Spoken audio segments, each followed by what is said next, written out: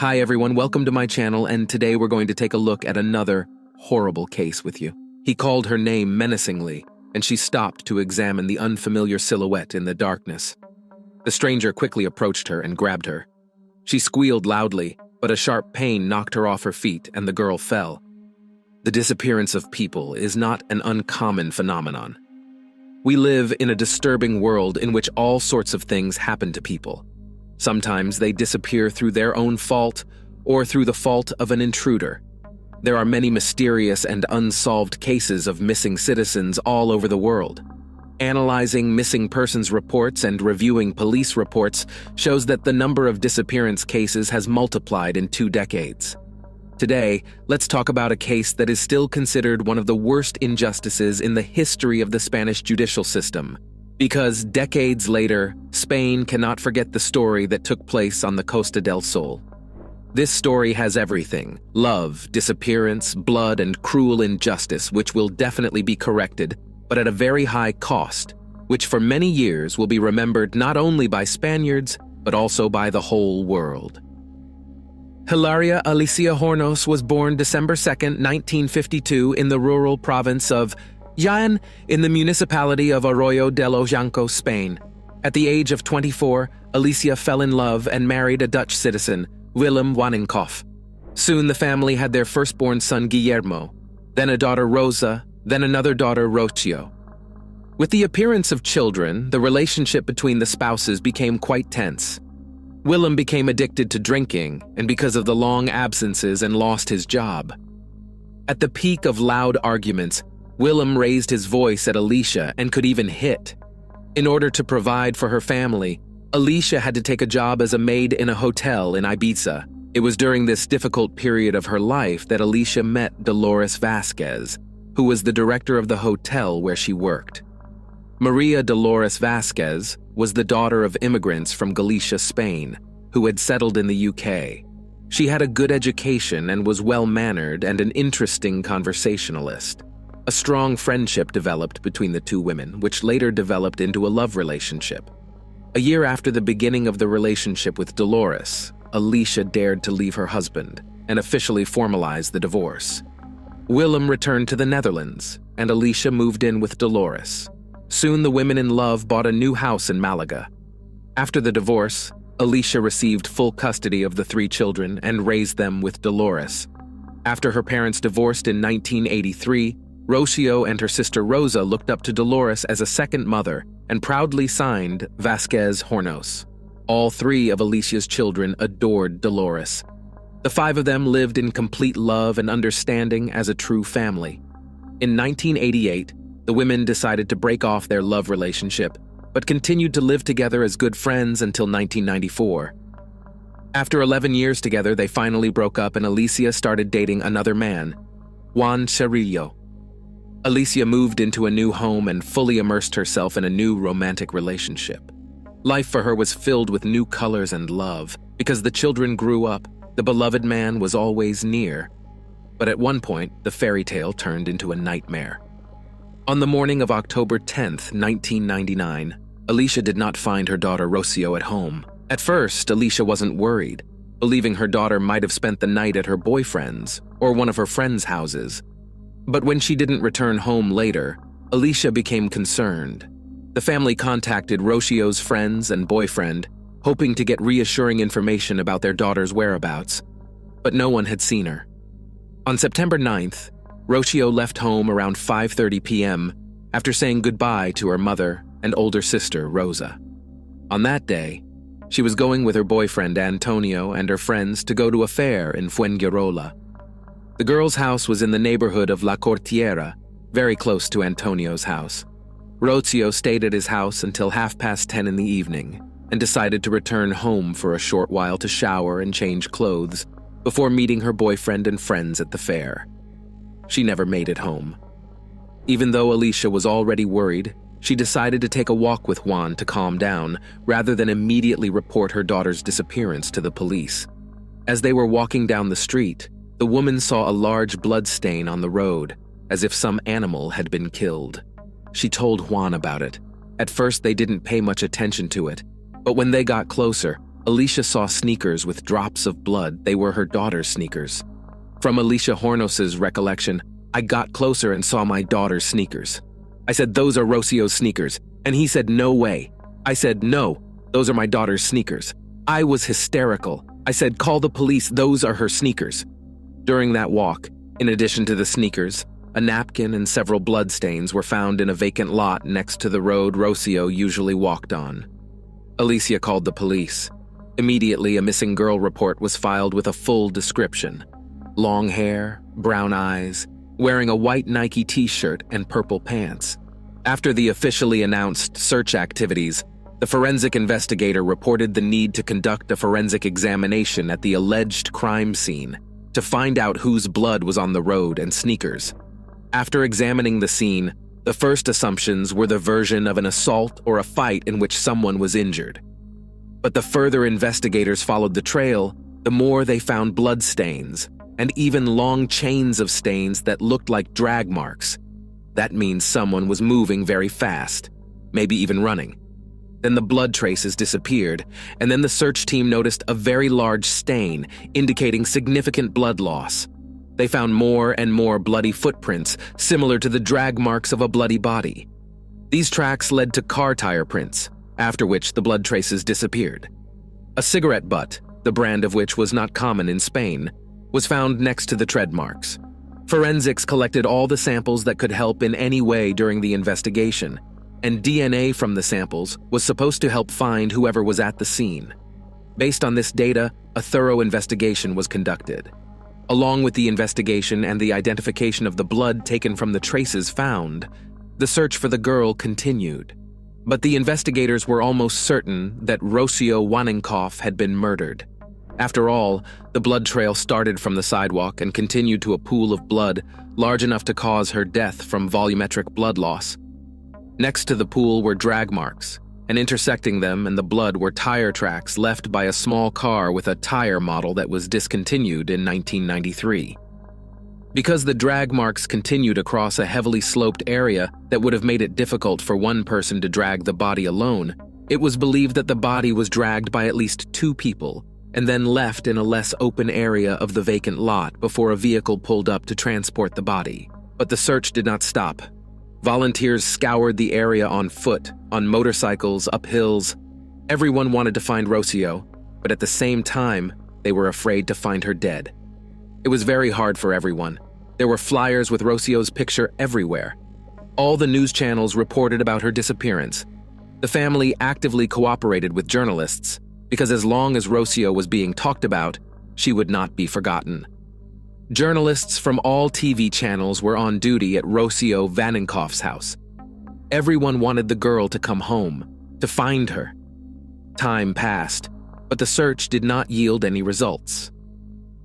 A few days after Rocio's disappearance, a local cab driver showed up at the police station and said that on the night of the incident, around 10 p.m., he dodged an SUV that was speeding in the oncoming lane of traffic in the area where the girl's sneakers were found on the curb. He added that he heard a piercing scream as he passed the vehicle. There was no doubt, Rocio had been kidnapped and killed by an unknown assailant.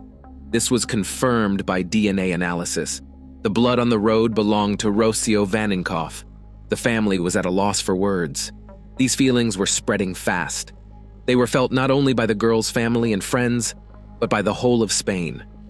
On November 2nd, 1999, 25 days after Rocio's disappearance, a disfigured body, possibly Rocio's, was found near the Los Altos del Rodeo Sports Club, between Marbella and San Pedro de Alcantara.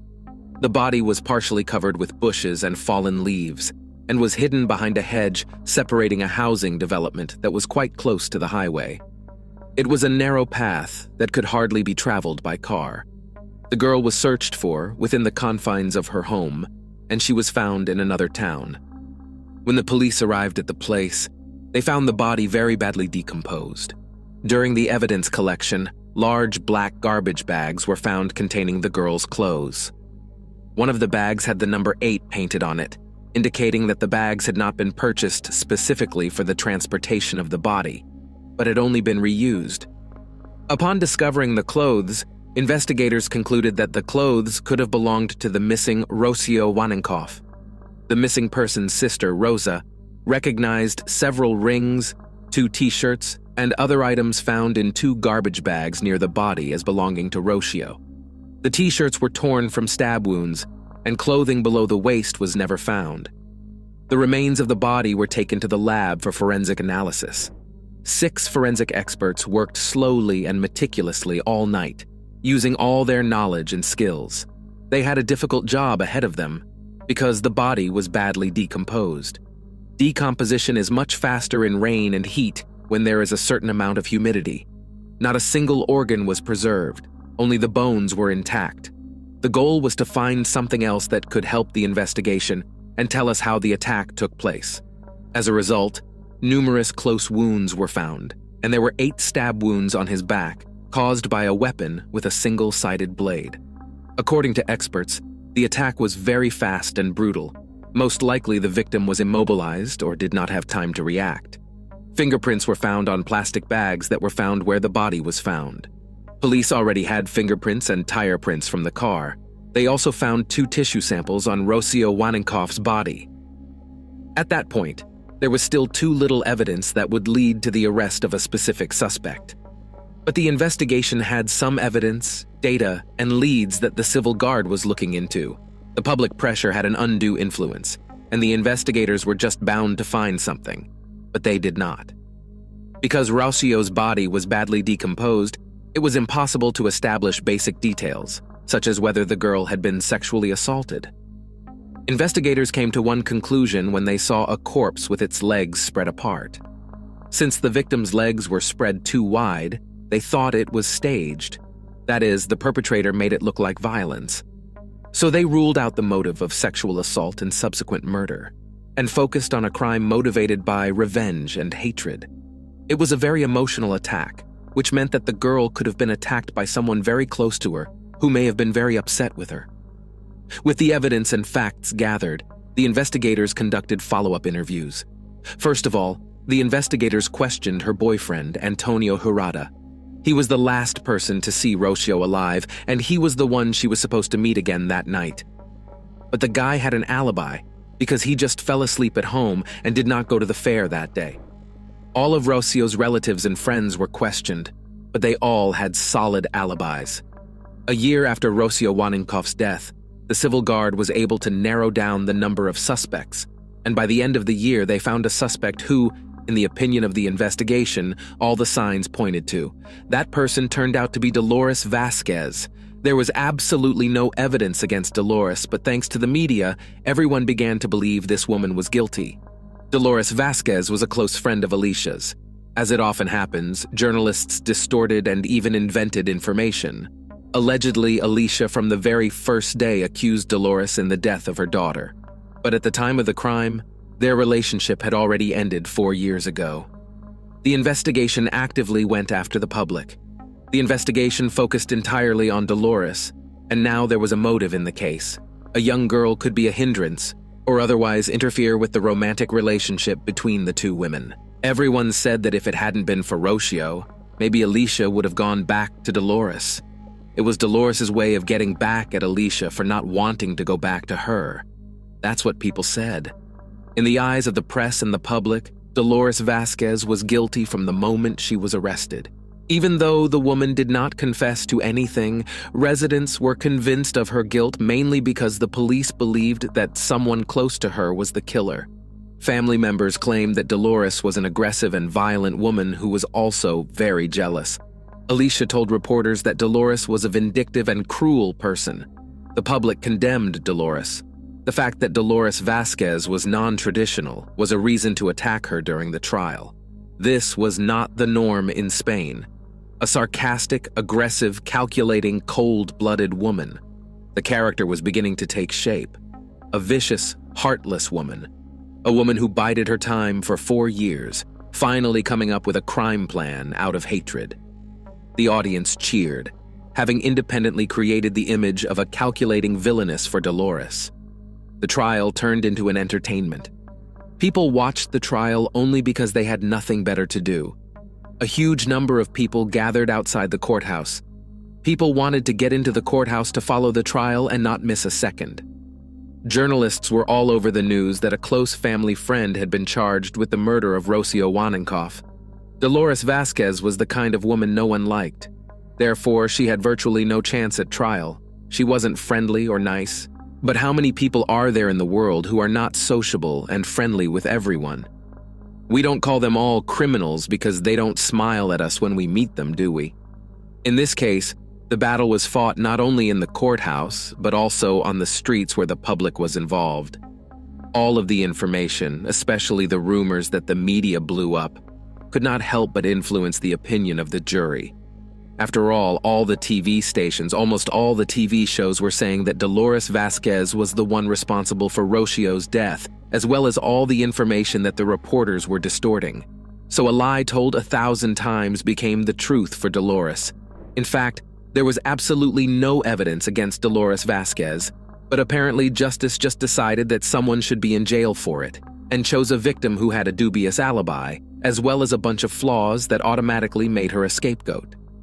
Dolores wasn't seen at the scene. The tire tracks didn't match the car she drove. The fabric fibers found didn't match Vasquez's clothes. Nor did the fingerprints found on the trash bags at the scene. And she also had an alibi. She claimed that she was babysitting her sick mother that day while watching her little niece. But this was disregarded. More than 50 people were called to court to testify. Only once did Dolores take the stand. "I didn't kill Rocio. I didn't even see her that day. All I'm asking you, I'm asking all of Spain, is to find who did it because it wasn't me. And whoever did it is still out there. Maybe even among you in the courtroom. There has never been any evidence against me and there never will be because I am innocent." Spain has a very poor judicial system that often oversteps the law. Spanish prosecutors and investigating judges are ready to step over the law and human fate to prove their theories. Absolute disregard for the law. There was no physical evidence, so the Civil Guard report described only the circumstantial evidence that pointed to Dolores Vasquez and profiled her psychologically. The jury majority found defendant Dolores Vasquez guilty of murder. She was sentenced to a 16-year prison term. The public rejoiced. Rocio's funeral was very well attended. Journalists were constantly filming despite other people's grief.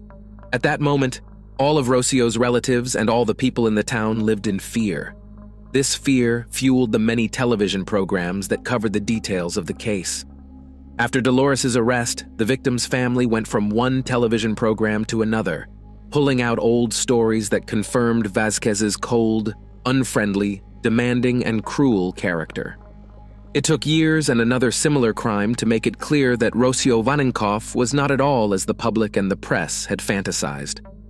On the morning of August 15, 2003, the parents of 17-year-old Sonia Carabantes reported their daughter's disappearance to the police. They had already called her friends, but they said that they had walked her friend to the door of her house. But Sonia wasn't home. In the street, 3 doors down from her house, right next to a tree, her parents found her shoes, purse, and phone. There were traces of blood on the cars parked nearby. Sound familiar? But if the suspect has been in jail for almost a year and a half, did the police make a mistake and have an innocently convicted person in jail? Authorities immediately began searching for and investigating the coin incident. Time passed, and despair increasingly gripped the family. There were searches in the neighborhood, but the bloodstains on Sonia's clothes left no hope for a favorable outcome. One of the main pieces of evidence in Sonia's case was a car headlight. The officers of the Civil Guard made inquiries to all the car repair shops in search of a car with a broken headlight that matched the description. There were a variety of different theories of the attack.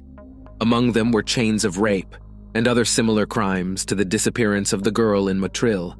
But the important fact remained that Rocio and Sonia had disappeared during the fair. All employees of the fair who worked in Motril and Coin were checked. Just as in the case of Rocio, flyers with Sonia's image were posted everywhere. So many people were involved in the search for her. They were very active in helping the police, not only by donating their time, but also by providing any assistance needed for the search. In addition to these searches, the Civil Guard also continued their investigation. The main objective was to find the girl alive, but on the 5th day after her disappearance, with the help of search dogs, Sonia's body was found near Coin. It was found in a creek under a pile of rocks. It had rained heavily the night before, washing away any trace that might have helped the police in locating the culprit. On the day of her disappearance, Sonia was at a fair in Coin. She said goodbye to friends near her home. It was there that she was attacked. The perpetrator hit her several times, which made Sonia partially unconscious, and she was unable to fight back because the attack was sudden and violent. The perpetrator then took her away in a car to a remote location away from her home. Both internal and external injuries were inflicted, and then the girl was strangled, which was the cause of death. Due to the fact that Sonia was found very quickly, it was possible to collect all the evidence and analyze the results of the forensic examination. Colonel Pacagabella reported that important evidence was indeed found on the body of Sonia Carabantes. The biological material was analyzed and then entered into the police criminal DNA database, where the much-anticipated matches were obtained with the genetic material found on the cigarette butt that was found at the crime scene in the Rocio Waninkoff case. When the two DNA samples were compared, they were found to be identical to each other. The man who killed Rocio in 1999 and the man who attacked Sonia turned out to be the same person. The news was incredible. Dolores Vasquez, who had been condemned without exaggeration by the whole of Spain, turned out to be innocent, while the real culprit walked free and took the life of another young girl. The puzzle is complete. An English brand cigarette butt and skin particles under the victim's fingernails, the DNA from both pieces of evidence belonged to the same person. After that, events began to unfold very quickly. On September 18th, a young woman, Cecilia Pantoja, contacted the police and said she suspected her ex-husband when she saw bloodstains on his t-shirt, just days after Sonia's body was found. She said her husband was also absent from home twice, traveling somewhere in a car on the day of the Rocio attack. Through DNA testing and the woman's testimony, police were able to identify the real killer of Rocio and Sonia. The perpetrator's name was Tony King, and he was well known in Britain as the Holloway Strangler. Tony Alexander King's crime wave began when he was still a teenager in the Holloway neighborhood of North London. In 1985, the neighborhood was the scene of a series of attacks on women in which the victims were strangled and abused. At the time, King went by his birth name, Anthony Bromwich. 5 weeks later, he was finally caught and convicted at the age of 19 for strangling 5 women to unconsciousness with a rope or cable and then abusing them. The judge sentenced him to 10 years in prison, calling him a monster for committing the crimes because of his own inadequacy. He served only half of his sentence and was paroled in 1991, but returned to prison a few weeks later for robbing a woman and threatening her with a knife. In search of a new life, he changed his name to Tony King, married Cecilia Pantoja, and tried to live a normal family life. Their marriage produced a daughter, but King soon returned to his old habits. The police in Spain realized that they were on the right track. Tony King was put under 24-hour surveillance, and a month after Sonia's death he was arrested. Under questioning, Tony King confessed to killing 2 innocent girls. After his arrest, he said he followed Rocio as she entered a busy street on her way home from her boyfriend's house and held a razor to her neck. When she tried to free herself from her attacker, the razor stabbed into Rocio's neck. The monster panicked and stabbed her 9 times. In 2005, King was sentenced to 36 years in prison for the kidnapping, violence, and murder of Sonia Carabantes. The court ordered him to pay the victim's family the equivalent of about $350,000. He also received an additional 7 years for attempted violence against a woman in Malaga in 2001. The following year, he was also found guilty of the murder of Rocio Waninkoff and received an additional 19-year sentence. Before his trial, King sent letters to Sonia and Rocio's mothers asking for forgiveness. He is currently serving his sentence at Herrera de la Mancha Maximum Security Prison in Ciudad Real in Spain. After the case was closed, a major scandal erupted in Spain over the fact that an innocent man was convicted of the murder of Rocio Waninkoff. We are accustomed to imagining that miscarriages of justice brought to light bring shame to those involved and monetary costs to the state. But this is not the case in Spain. It is difficult to accept and realize, but in the 21st century, not only police and courts can brutally punish an innocent person, But even society may well trample a man into the mud, and even if he manages to prove his case, absolutely no one will apologize. It took more than a year before it became clear that Dolores Vasquez was telling the truth when she dryly and unemotionally repeated that she was innocent. What all of Spain had taken for cruelty and insensitivity turned out to be simply the personality traits of a woman. In 2008, the Spanish Ministry of Justice offered Dolores Vasquez 120,000 euros in compensation, which was less than the 4 million euros that Dolores had originally demanded. But no one ever apologized to Dolores for the way she was treated. Dolores Vasquez, whose parents moved to Spain from Epsom, returned to the UK after she was released from prison. More than 20 years have passed, but Dolores has still not received an apology for the way she was treated, nor has she received any compensation since the case was closed. In 2014, she was working for a transport company in East London and underwent a psychological evaluation after her ordeal. She recently said she is still waiting for an apology after years of anxiety, when she found it difficult to talk to people and find work, for the years of fear and humiliation she lived in. The Dolores Vasquez imprisonment case is considered one of the biggest miscarriages of justice in Spain's judicial history since 1910. Criminals easily get away with it, even if they are stupid enough to leave their DNA behind, simply because they cross the country's border. The police rush to pin the case on at least one person, without going into detail. The press hypes up scandals and digs into the dirty laundry of not only the perpetrators, but also the victims. Society easily labels and considers it normal to put someone in jail just because they dislike that person. It is a pity that such truth is true for absolutely all countries of the world. Thanks for watching, guys. Subscribe to my channel. There are many shocking stories ahead of you.